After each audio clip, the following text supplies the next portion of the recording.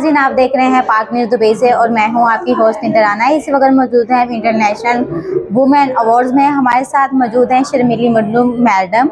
ये सीईओ हैं अपनी एकेडमी की, चिलंका एकेडमी की, और ज़बरदस्त वुमेन है और अपने नाम के साथ से शर्मिली तो नहीं है। इनसे पूछते हैं अपनी एकेडमी के बारे में थोड़ा सा बताएं। जी मैडम। हम तो पास्ट 10 साल से दुबई में है। अपना एकेडमी 25 ईयर्स से अपना इंस्टीट्यूट दुबई में है, चिलंका म्यूजिक एंड डांस इंस्टीट्यूट किया था। तो बिलाल को भी बहुत थैंक यू। तो हमारा परफॉर्मेंस भी अभी चला था इधर।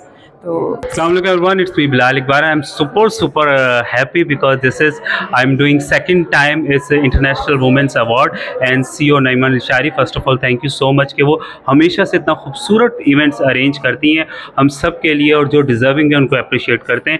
And coming back to you, every time music classes भी होती है और आप लोग को डिस्काउंट भी मिलेगा अगर आप नाम लें।